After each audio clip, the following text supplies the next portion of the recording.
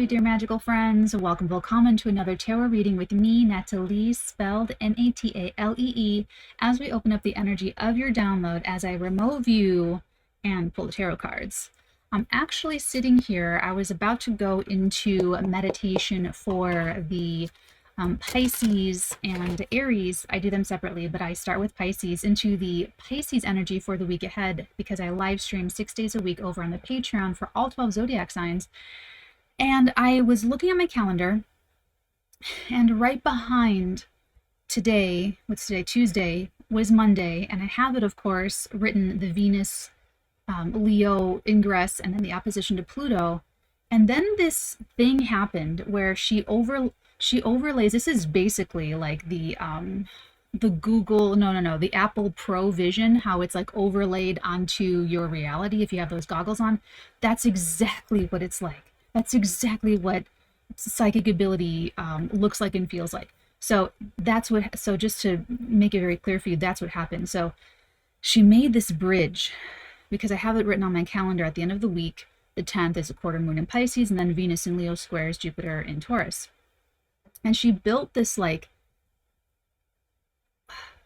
what's that famous bridge? It's like, I think the Golden Gate Bridge. She built this, like, I just saw this image of this bridge connecting these two, and I started getting stuff. So I'm like, oh my God, okay. All right. So you guys are getting your tarot reading, your weekly tarot reading early this week. And this is, we're going to open up the energies, linking something with, I don't know, maybe even as far back as the weekend, the 3rd, 4th, 5th of June. But it's not really just about that. It's about this bridge, this link, this journey or adventure to the next weekend, Saturday the 10th. So if you are watching this anytime after these dates, when these take place, then there may be something significant with the energy signature that are both being linked together. So really quick, just a textbook, Venus opposite Pluto can be sort of subterranean with beauty and with love and with values, and it's going to dig up any of the sediment, the fish tank. I talked about this with one of my hair fits, the fish tank, and then you just stir it all up and all that sediment gets like all this fish shit, it's just, I didn't know how much there was, that kind of stuff. So some of that can be really cool to find, to turn over the rock and find some cool bugs, but some of that can really freak people out. And then you have the Venus Leo square Jupiter Taurus at the end of the week. Venus square Jupiter, that's like, it's almost like the exact opposite. It's kind of like an abundance of everything you do want. So you're not really faced with any kind of big, I don't know, revelations or realizations. You don't have to really be so paranoid with that Venus Pluto. This is more where you just don't overdo it. Don't go overboard, overcompensate, overpromise, overcommit, overextend yourself. But it's generally like a really good time. So let's take a look. Let's go ahead and get started. Thank you. You're speaking loudly. 2 major arcana to start: the Hermit, the 7 of Wands, and the Chariot. I love this energy. This is, you standing up for what you believe in, or what your convictions are, and it'll lead you to some form of success. So we don't really have the context of what this is yet, so stay very open-minded. If this could be career, love and relationships, family dynamics, figuring out, your living situation, how you're going to do this long distance relationship, whatever it happens to be, if you persevere. But you may have some like inner soul searching in that sense, where you have to like really ask yourself some very rich questions about yourself, about your life, about, being really realistic and honest with yourself about who you are. The Hermit energy is when we need to go be alone, go to the top of the mountain and just talk with God, source, universe, whatever your deity is, whatever you talk to, whatever you talk to. I don't want to say that like it's an entity, but whatever your higher self, your ancestors, you just pose the question out and something comes in. But you have to ask the question. You have to ask the right question. You have to ask the good questions. And that's when the inner light gets illuminated. And that's when you get some really great answers. And that's why the Hermit is sometimes seen as like a mentor or a guide. I feel as a spiritual instructor and advisor, I feel that you should do the bulk of that work on your own and only use mentors and guides to sort of get feedback, bounce some energies and, you know, things that you're going through back and forth on, and to get some clarity. That I feel like this is someone that you want more when you need a good mirror. You need a good, honest mirror, no strings attached. They're not personally invested in this outcome. They're not, you know, they don't have any benefit or losses if you go this way or that way, so that they can be like a very honest and true mirror for you. So this can also just be someone that knows more than you and has a lot of more experience and wisdom and whatnot. So it looks like this is there. It looks like there's challenges. You know, there may be either, it feels like, oh, that's another thing. Okay, so this is reminding me, because she's showing me like all these like branches and like tentacles, but there was another part of your download where she showed me like a polyglot, like 4 languages. I only honestly know 2 languages, English and German. I'm learning Spanish, but that's like slow going. So, but this would be someone that either knows 4 like a lot of languages, and they're learning another one, or they're learning something else, or this is just someone that's really bright, really smart, really sharp, and they're still like, their head's getting bigger, like, but they're filling it with more stuff, not like a ego big head, but like a big head that's like growing because of all the information and all the knowledge that's coming in. So I'm kind of getting that energy with this. So there might be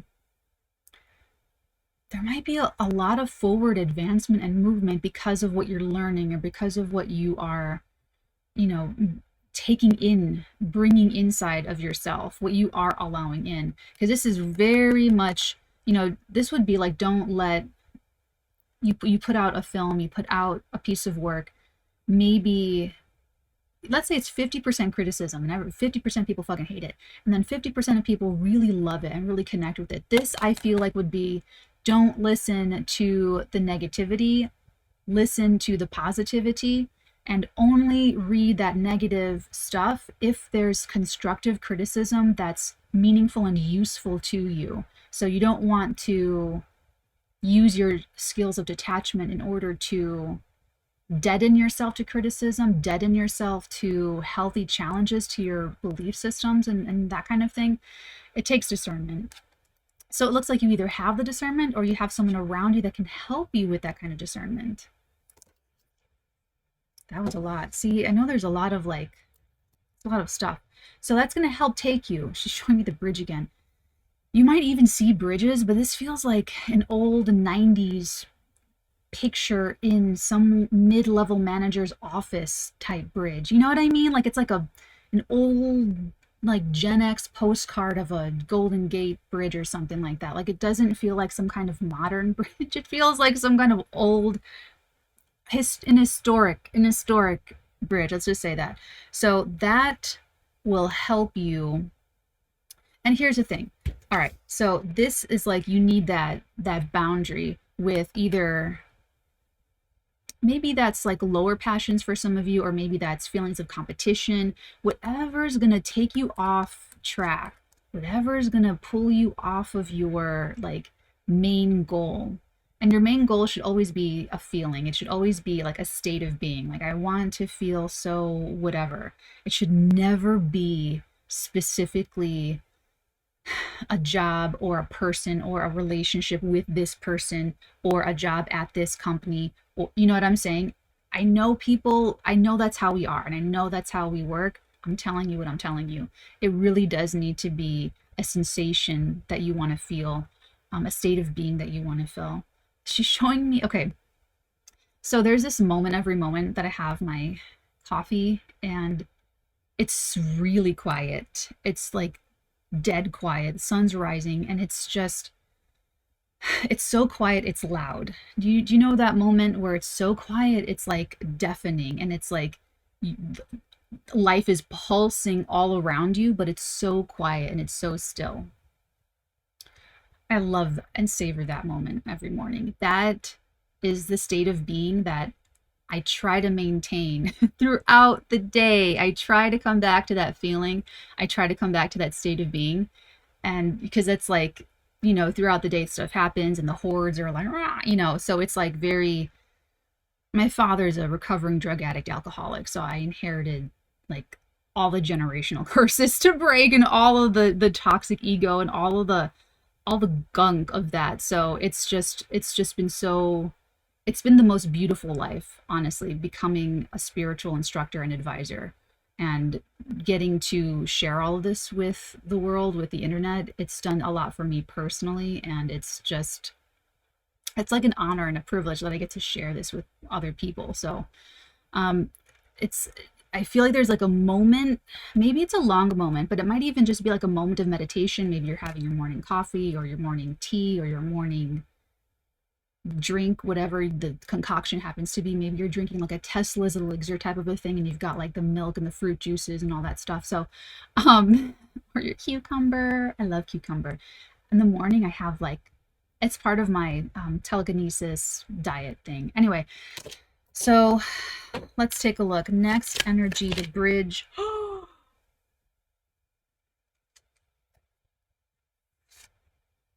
Some of you are traveling, some of you are giving speeches and I don't know, sitting on panels or doing some kind of something that's like a little bit broadcasty, or having definitely some sort of full circle moment. So the bridge between these two energies, this, so if you're watching this, you know, all of my readings are timeless. They're all freaking, they will resonate in 2089 and 2023. So you're going from this energy of Venus opposite Pluto, and you're going into the energy of Venus square Jupiter. Very, very different vibes. You finish something with this Venus opposing Pluto. You really put an end to something, and it's a shining moment. It's a beautiful cresting, crowning moment where you may actually receive some sort of accolades, or receive some kind of award, receive some kind of, you know, congratulations, or you know, someone admitting that you're doing like a really great thing or a really great job, or you may be, you know, really resolved in something. So when something's done, it should feel peaceful. Endings, you know, they're ended, you know, they should feel like that resolution or a closure, you know, that resolve. And so I feel like you're getting that. So even if there was like, I don't know, back and forth, up and down, this is very much that, like that feeling again, like just like that quiet, calm, weighted, perfectly sort of balanced, but sober and serious sort of moment. And it should feel good. We're going to open all of this up too. Tell us. Oh, oh, I should say I also saw the Knight of Wands and the Three of Cups. So Mr. King of Wands here has appeared, our first person. So this is someone, this is my Rick O'Connell from The Mummy. And, you know, this is someone very, very confident, very self-assured. And listen, in that movie, he faced death. Like, he was going to be hanged. He actually was hanging until Evie saved him. And, like, he made his peace with death. And when you do that, it's like the Fight Club energy. When you just kind of accept the loss of, like, everything, it frees you to do anything. And so that's what I always feel like with fire signs. So, you know, you guys, you Leos, you Sagittarius, you fucking Aries, like, I feel like you motherfuckers are like the real ones that are just, you know, like, you just go for it. And carpe diem, you know, you guys just, it's really lovely to watch. It really is. And so I feel like you've got that, someone's got that vibe with this King of Wands, very confident in what they do, and they trust themselves, they trust life, they trust in what they don't know. Like, they don't overthink it, they just do it. And so I guess that's a different energy to try and, you know, manage and steer, but it's pretty lucky. It is pretty lucky. I'm going to open all of this up, so let's hope that these energies... I feel like we should stop right here. That's the bottom of the deck. Okay, so we're going to stop right here. We have the Sun and the Strength energy. Bottom of the deck, we have the Four of Pentacles, Justice, and the Six of Pentacles.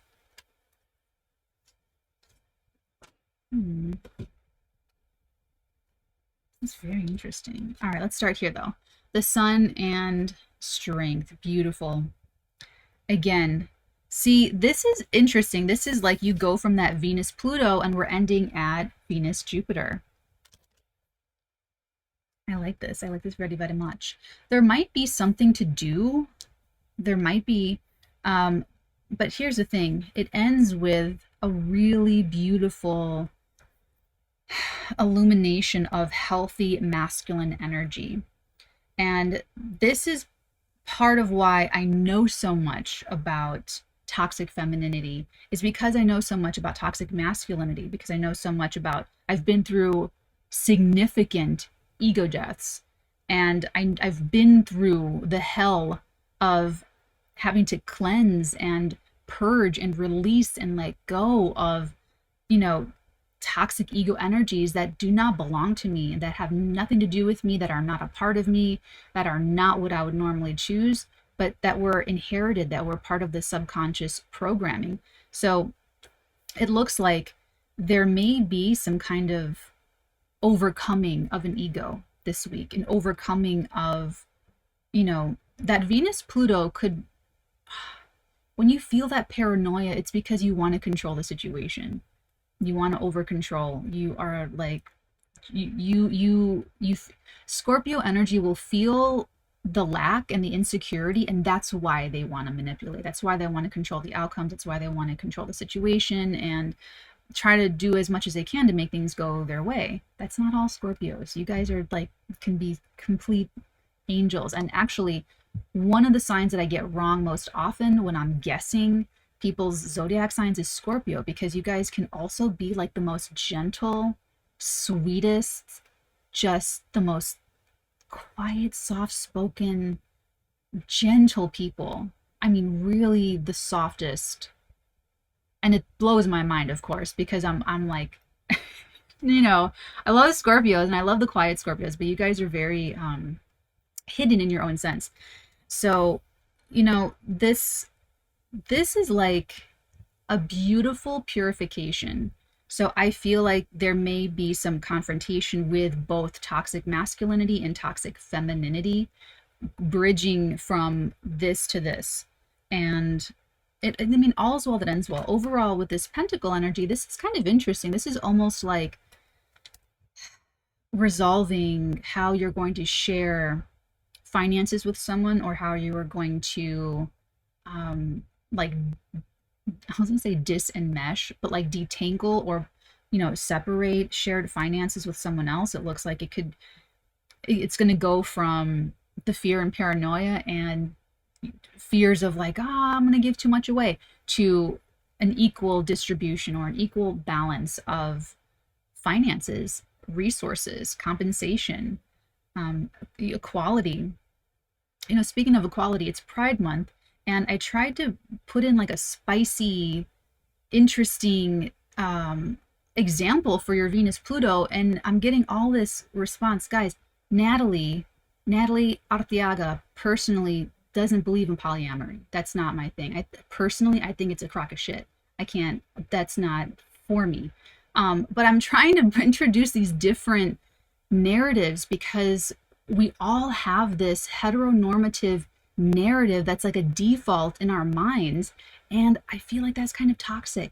I talk heteronormatively because it's easy, because it's simplistically easy, but I don't want people to think that way, that that's normal, because I mean, I'm not going to go into a whole dissertation about relationships and marriages and all that stuff. We don't need it. That's not what this reading's about. But I'm just saying that there's something that needs to be unlearned in this bridge from one thing to the other thing. And how it ends is, it ends with the divine overcoming the primitive, the divine overcoming hormones, overcoming, you know, urges and compulsions, and, you know, all of those things that rob us of who we are. I've said this so many times before. You can't have who I am. It's what keeps my passion for my own individuation, being who I am, being autonomous, being independent of the shitty psychic programming that I got from my childhood. That's how I see this, is that I am not that shitty programming. I am not what happened to me. I am not all that toxic shit from my parents and my fucking relatives. Like, that's not who I am. I get to build who I am from the ground up, and that's what I'm doing. So there's a choice, or there's something that I feel like someone is reclaiming, where it's almost like, I didn't sign up to be in this role. I didn't sign up to be this person. Or if you did build your life a certain way, if you did build some kind of company, or certain dynamics in your friendships and certain relationships in a certain way, it's realizing that, well, that was your programming. The program made that life for me, but that's not who I really am. It doesn't resonate with me. I'm compromising too much of who I really am now, and it's gotten out of hand.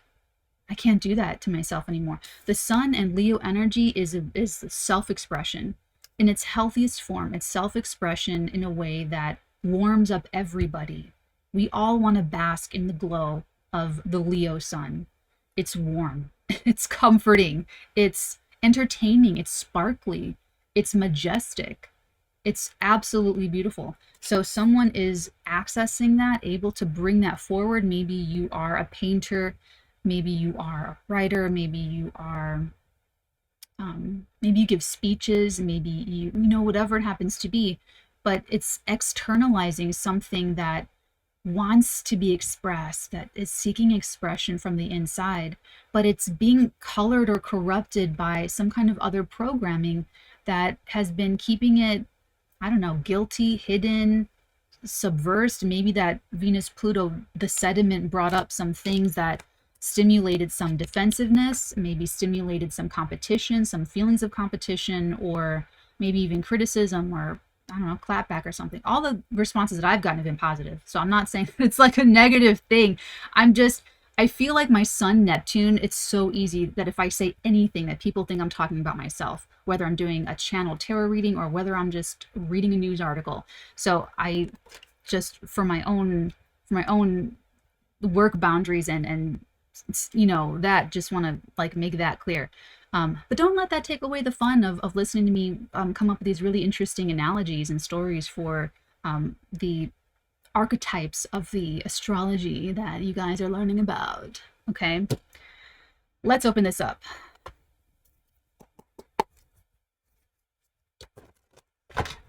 Take a look at the Chariot and the Seven of Wands and the Hermit. By the way, if you are really interested in archetypal astrology, I'm not the channel. I'm not the one. I'm not the expert. I'm not the one you should go to. That's not my... I'm the remote viewer, okay? I'm the remote viewer that does tarot readings here, okay? And our weekly astrology at the beginning of the week.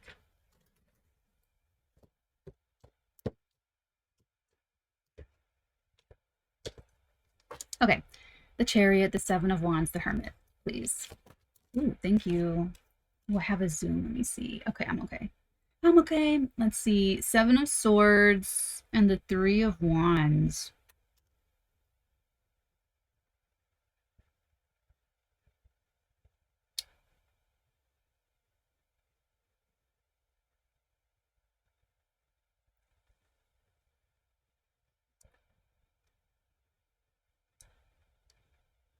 Feel like there's going to be that moment of stillness, maybe with your morning coffee, maybe in your meditation. There's that loud, quiet moment that I talked about. It's going to be some kind of illuminating moment that helps you. It's like you get the perfect strategy. So that Venus Pluto, there might have been something really intense that comes up that triggers a lot, but it's like the sediment that gets brought up. So you don't have to really worry about what that sediment is. You don't have to judge it right away. Okay. Just watch yourself feeling things, watch it come up and observe your feelings, but don't identify with those feelings. You are the awareness behind the feelings. Remember that. Okay. That's how you want to use your detachment. Okay. People use detachment to, shut off their connection to their body so that they can go do things. People use their detachment to shut off feelings in an unhappy marriage, or, subdue their wants or needs.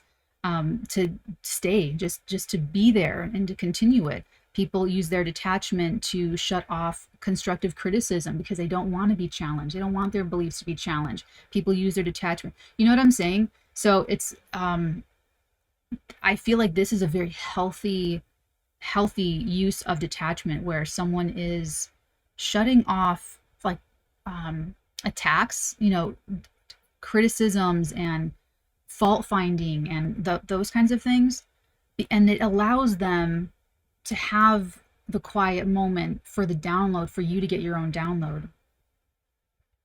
It's a really great like spiritual boundary, a spiritual, mental, emotional boundary that you're having.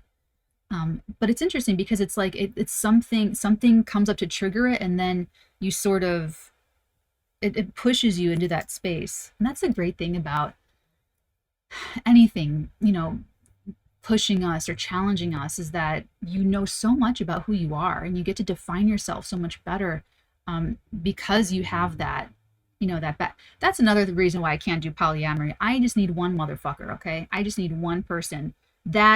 I just need one motherfucker. And if anyone out there is thinking of shooting their shot with me and you think that, oh, I'm into polyamory, no, I'm not, okay? It just takes 5 to do for you in bed what I can do for you, and that's why you're thinking all crazy. No, it's just me and you. Is rich for me. That's rich. That's so never-endingly savoring and devouring for me. It's, you know what I'm saying? So it's like, for me, I'm a romantic. I'm a lame-ass romantic. I love saying no. I love saying no to everyone to say yes to one. I like that. But, you know, we're not judging polyamory, even though I say it's a crock of shit. That's fine if that's your lifestyle.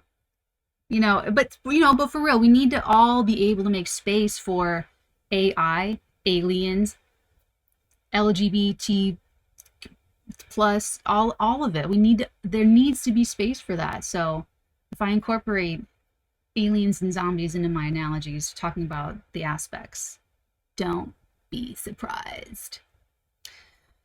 Cleverness. You have these 2 sevens, the 7 of Wands and the 7 of Swords. This is very, very, very clever. So I feel like it's like you have to shut off a lot and you get your alone time, and then something just like pops as like the right strategy or a better strategy. And that's also the Chariot strategy to achieve something that you really care about. But it's like that soul searched thing. Okay, let's take a oh my god. Take a look at the world, please. Oh, right away.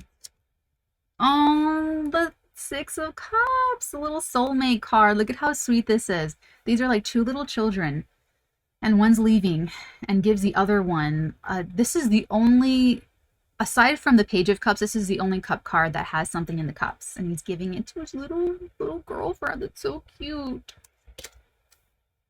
Okay, so this is a beautiful culmination, possibly, of a soulmate relationship.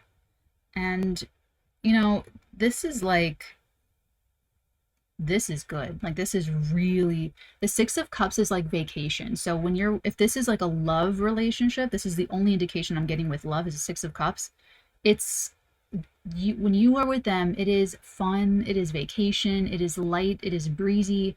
It is, you know, even when difficult things come up, this is what I love about humor and comedy and laughter, is that it breaks tension in situations. The laughter is like the lightning, the thunderstorm that cleans the air. I feel like laughter is the same thing, energy work wise, where you can end a ritual with laughter and then get up and do something else to move into your next part of the day. I like laughter at the end of a ritual because it like seals it. You seal it and then you break it all up and start over. So I'm getting a lot of laughter with this. I'm getting a lot of like good time. This is also longevity. So something that is really sweet and innocent. This is like, for me, the 2 people that just play in their own sandbox together.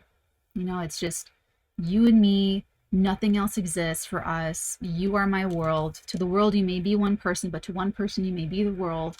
I eat all that shit up. I'm a Cancer fucking rising. Are you kidding me? It's like rom-com central over here.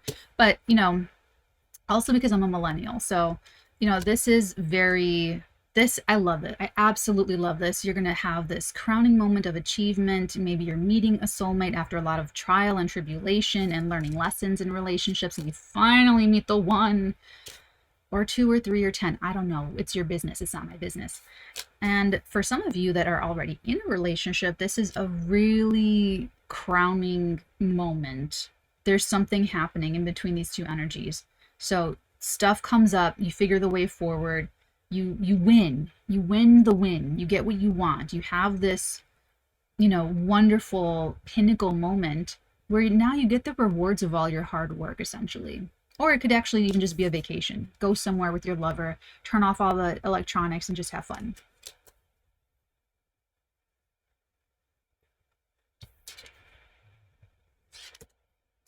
King of Wands. Thank you. Oh my God. What the fuck? Now I'm getting this. Now this person has suddenly become extremely intense. Okay. This is like, oh, you know who this could be? This could be the Magi. That guy. This could be the Magi. This could be Imhotep. This could be, maybe if Rick got some like superpowers or something, or, if Rick became some kind of big magician or something, then, so it just, so, okay. But again, this really does, she's showing me the bridge. I don't know if bridges are a thing for you. But this is like someone having to see, it's like a rebirth of confidence. This is very masculine, strong energy that I'm getting. It feels very, very, I know it's Venus, but it feels really masculine. Just do as I'm told. I just do as I'm told. But this is like, you don't act this way anymore. This is like, you cannot act this way anymore. You don't take action this way. You don't use your masculinity this way anymore. So for instance, Sun Neptune, this is just an easy example because it's me. Sun Neptune. So father, in my case, it was drugs and alcohol that he was, blitzing himself out with. But, manifesting in me doesn't manifest that way. I only ever smoke pot. I never have done anything else. I have videos on my TikTok. Maybe I'll re-upload those to YouTube. I don't know if I uploaded them to YouTube Shorts, but I have TikToks talking about how I'm not an advocate of hallucinogenic, whatever, drugs.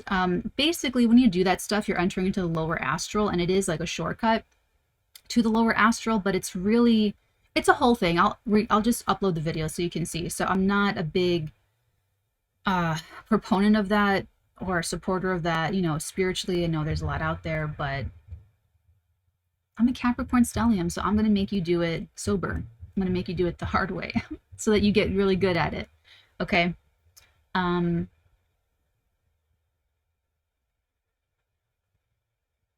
wonder if this is someone becoming a man. Or I wonder if this is someone like coming into like a new like level unlocked of manhood.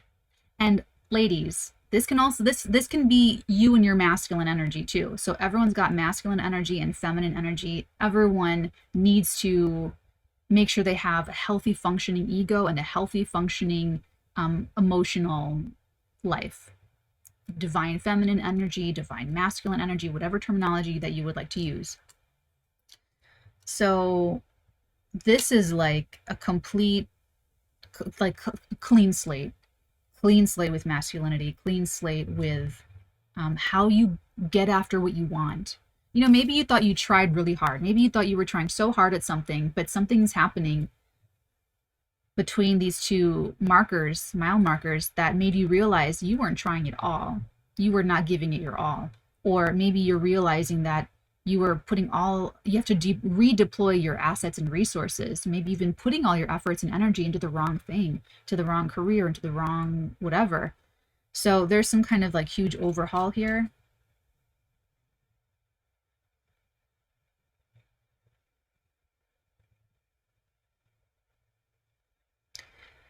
And here's what I'll say.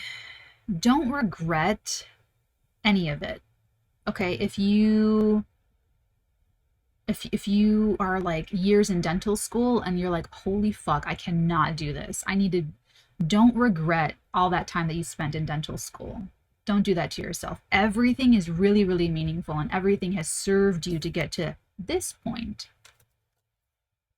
So make sure not to, disavow those experiences. All of the experiences are important. And everyone that you have any kind of connection with, even lightly, has a significance in your life. They're showing you something. I talk about this in my destiny readings where until we conquer our karma, we're not able to really live in our destiny. And you've got to alchemize your karma, that negativity, into a strength that shows the universe, that pulses into the universe, that you can actually do your destiny.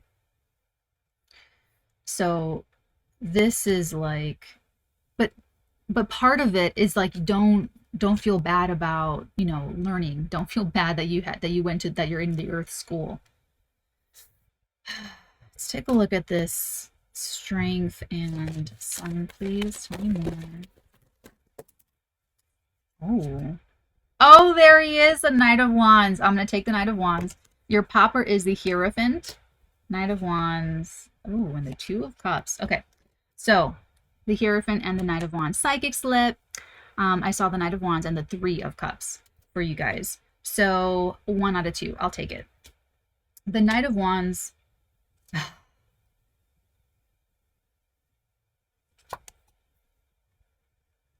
When you are lonely, horny, and high, this is who you call. Guys, I'm terrified of STDs and like diseases. I think it's my South Node in Virgo that makes me like, so if you are like promiscuous, or if you, I don't know, don't have like a dildo or something, or a butt plug, or whatever it is that you like, don't be indiscriminate when you choose your Knight of Wands, because just make sure that everything is like safe, and you know me, I'm gonna be like that. So yeah, just be careful with that. But this is that. And if you are the Knight of Wands for someone else, have fun. No, but really, there's a difference between a playboy and a gentleman. Okay, there's a difference between like a rascal and like so I feel like with the high priest, with the Hierophant, I feel like there's going to be almost like this redeployment of, she's showing me like birds doing like mating dances and like the plumage and everything.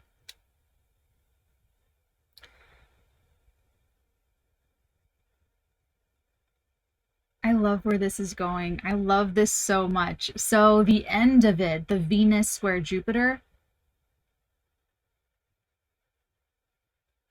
I mean, Jupiter is the god that like, he goes and does whatever he wants.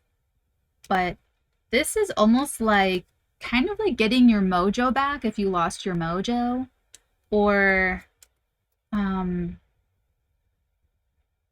it depends on where you stand with commitment. And that's another thing. Like, I have so much in my chart that's like so committed that I couldn't do that, like the polyamory. So wherever you stand with commitment, and it doesn't, I feel like even that perspective has maybe some toxic, programming, even about how commitment is viewed. If you grow up only seeing married couples that, are not happy, and maybe it would be more normal for you to see like, I don't want to be married, whether I just only saw people like not happy more than they were happy, or whatever, wherever you or this person that we're channeling stands, they're going to either make some kind of commitment to something. They're going to make a new commitment, or a commitment that is more, maybe you commit to bodybuilding, or maybe you commit to, I feel this is something to heal masculinity. So even, women or heteronormative women healing relationships with fathers, with their inner masculinity, Of course, men and masculine dominant people coming into a greater fullness with their energies, with their masculine, power. I personally love my masculine energy. I love it so fucking much. It feels so good. Guys, I'm telling you, it feels so good to be the power.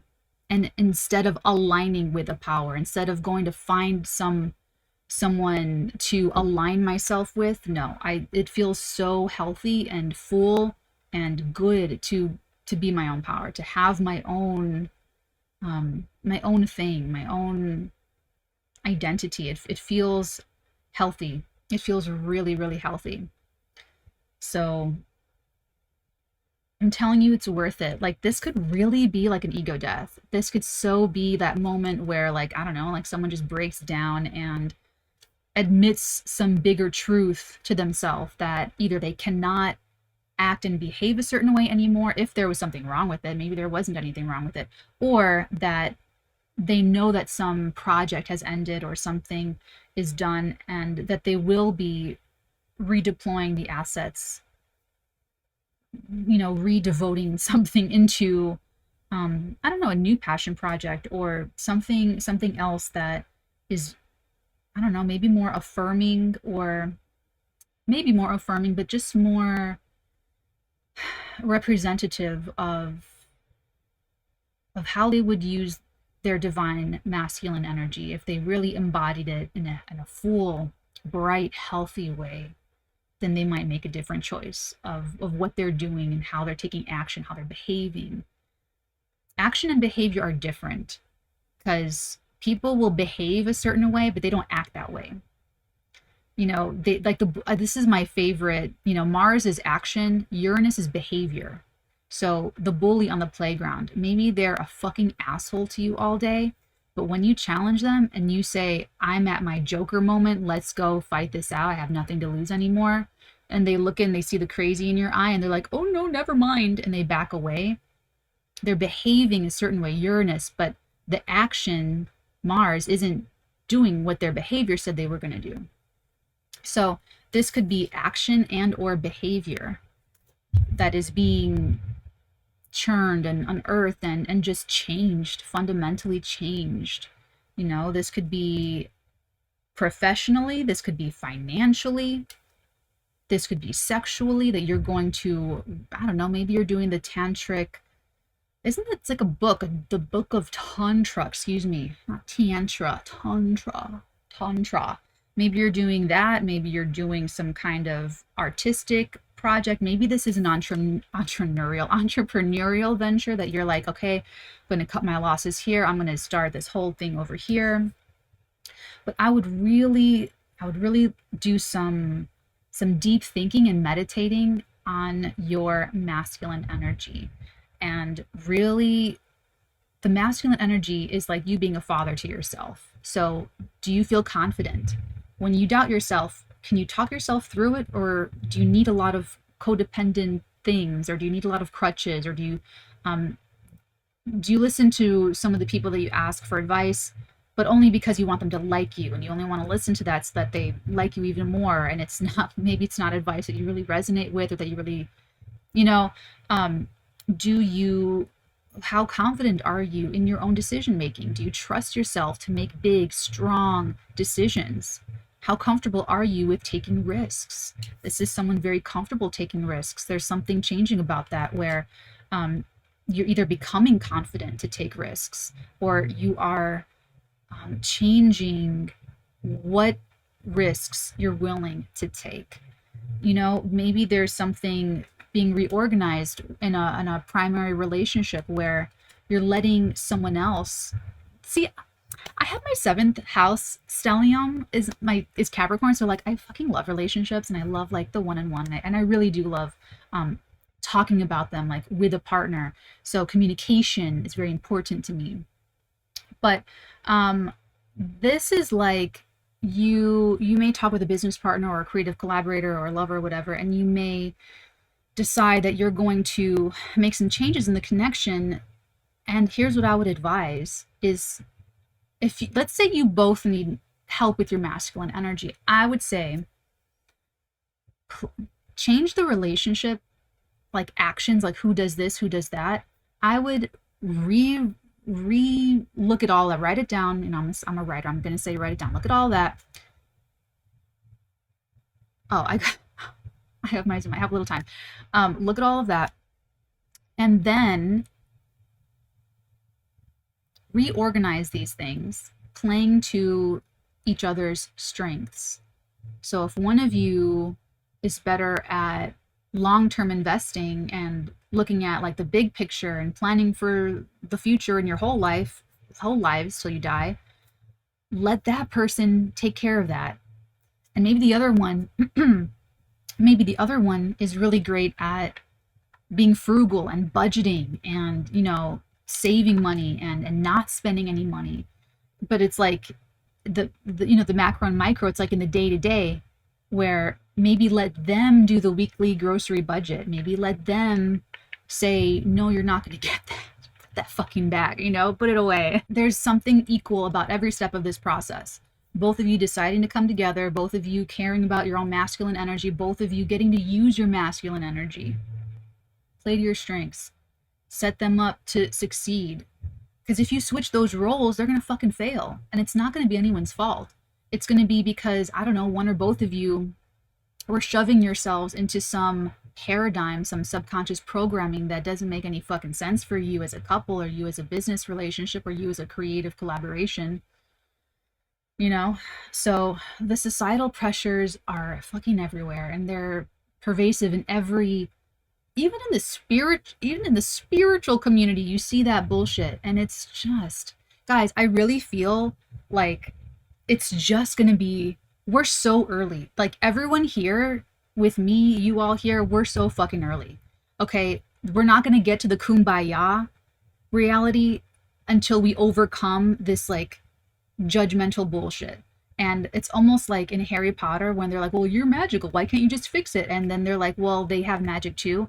People are going to be fighting about entities and angels and experiences, and this is astral projection, and this is not, and this is these sigils, and people are going to be accusing each other of having psychic affairs, and it's going to be a fucking madhouse. It's going to be a fucking madhouse. And there's going to be all these like witches and Wiccans and projectors and remote viewers and psychics, and they're all gonna be fucking fighting, and it's gonna be a fucking shit show. But if you imagine 50% of the world like that, 50% of the world, they're now in tune with their psychic ability. Everyone's seeing shit all over the place, and everyone's fighting about it. We can't even agree on facts and figures and science. Oh my God, I have definitely changed my perception of how I see my contributions and the timelines. We're gonna have telekinesis people that are just moving shit around, and I don't know what they're gonna do to me. I hope they don't. If I ever do commit suicide, it's gonna be live streamed. It's gonna be on camera. Any other way, it's not it. That's not it. It's not it. Any other way, they got to me. This is such a Venus Pluto. I'm recording this on like Tuesday morning. This is very Venus Pluto of me to say. Your reading's done. I'm just helping to get you there, because this is beautiful. Like the sun energy, it's like, oh, feels so, you know, it's like that kitten that just stretches and they just take up all the room and they just don't care that your face is in their way. You know, that's going to be our Venus, more of our Venus in Leo over the next forever.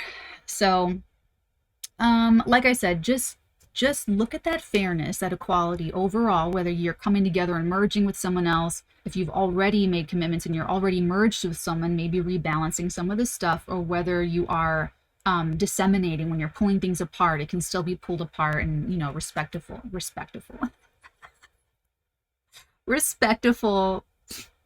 balanced ways. Okay, let's get your guidance. Any further guidance? How interesting. So this turned out to be about masculine energy. Okay. Ooh. Okay. This just sort of like flipped up like this. So I'm just going to take this and we'll take whatever that is. So this is balanced spirituality and practicality. Everything that we teach here. The Artegan community. And then bottom of the deck, you've got, A fiery climax approaches. All right, so this is why I'm so passionate about telekinesis. It's, for me, it's how I balance, part of how I balance spirituality and practicality. When you have a lot of energy, you've got to channel it appropriately. And until you learn that, then that's when you spin out, you crash your chariot into a ditch, and it's just, you have to experience enough pain to learn your lesson. And then you learn, you know what I'm saying? So whatever it is for you, if it's remote viewing, telekinesis, if it's praying, if it's, maybe you need to worship something because you feel like that's how you have a healthy ego. Do I agree? No. But maybe that works for you. And if it works for you and if it makes you a better, person to your people and it makes you love yourself more, who am I to judge? I'm not judging. I support. I would rather understand than judge. So you're balancing spirituality and practicality. So I'm going to say, look at what's working. Look at what like really, really works. What works. Be very practical. It's not about the one screenplay you wrote last summer. It's about writing consistently, and it's about really, being that person. If you're a writer, you write. That's the fucking end of it, in my opinion. No one asked for that. So the other thing is a fiery climax approaches. And not surprising to see it all, because you've got the sun with the strength energy. So that's the who's going to win out. The wrestling is happening. Who's going to win? What's going to win out? Is it going to be, the toxic ego? Is it going to be the human ego? Or are you going to, the divine self within you is going to overpower it? The eternal struggle between ignorance and illumination, I'm telling you. And that is going to lead to a fiery climax, because when you do break through and you get to use your healthy masculine energy, I promise you, you will never want to go back. What happens now is I see the temptations. I see, I'll feel a little bit of a familiar thing coming up, and I'm like, I don't want to feel that anymore. I don't want to feel that. I don't want anything to do with that. And it doesn't have power anymore. It doesn't draw you in. It's not as like, ooh, tempting like the devil card. It's just, you just think of the pain instead. You just think of all of the things you blew up in your life. When you were going through your drug addiction, when you were, whatever it was. Because my father's a recovering drug addict, alcoholic, I was always super, not just prude, like super prudish. And when you come from, being abused and molested and raped a lot, you do either go very prude, which is what I did, or you go super promiscuous. But I was always really afraid of any kind of like diseases and stuff like that. So I didn't go that route. But it's the same thing with drugs and alcohol. It either pushes you away from it and you're really scared, or you're like the party boy, party girl. You do drugs, you do your hallucinogenics, you do, oh, you know what I'm saying? You just go, you do that. So we're not making judgments on either side of these things, okay? We're all here learning. And what helped me? Humiliation. Humiliation humbles me, humbles you too. And you become humbled. And you get to and I'm just from the other side of it, talking you through it so that you're not afraid of going through the ego death. So you get humiliated enough, you get disappointed enough, you whatever blows up enough, you lose whatever you need to lose, and you get to an end point where you have to choose to hold on to your ego or to surrender to love, to loving the situation, loving yourself, loving everything, giving it up, surrender. There's that moment of surrender. And I wonder, I do not subscribe to the AA stuff. My whole fucking childhood went to AA meetings, so I'm fucking sick of it. And I do have the yellow book. I think it's for like para alcoholics is what they would call me, something like that, or like the children or whatever. That's a different talk for a different time. I don't subscribe to that. But if it works, if you're working it and it works. If you work it sober, if it works and you're working it and it's improving your relationships and it's what you've got, I feel like that's a system sort of like built to give attention to your inner child and to try to heal it. So I feel like if that works for you, I would open up into that. I would read more about that or watch my vlog, How to Heal and Move On, because that could be extremely loving for you and very beneficial for you to start doing something like that. So, you know, the fiery climax, once you choose, but it breaks you down. That's why it's called an ego death. It fucking breaks you down. It breaks you down.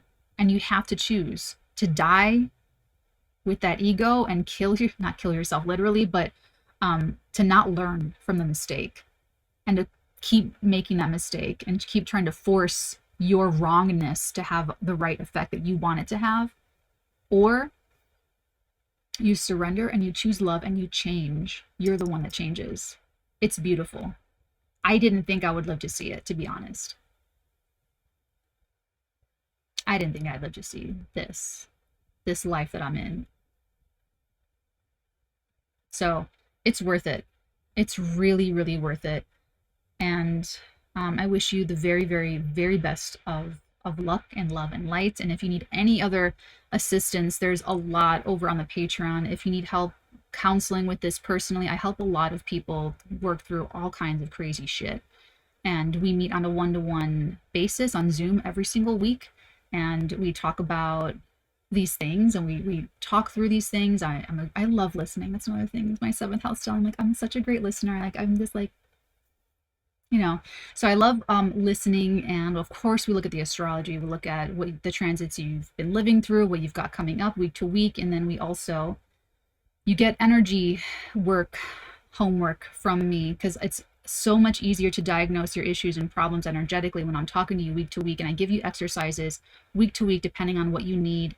When your abilities are opening up, I talk you through that. And then I give you exercises for that. And then we work on strengthening those. A lot of resistance things will come up. We'll acclimatize those. And it's a whole thing. It's a really, really beautiful program, the highest tier program. And it's something that, you know, the ex-military charges thousands of dollars for, and I only charge $222.22 per month, per 30 days. So you register, you pick your billing date. I got to go. I love you guys so much. Take very good care until next time. Many beautiful blessings upon all of your beautiful eyes, darlings.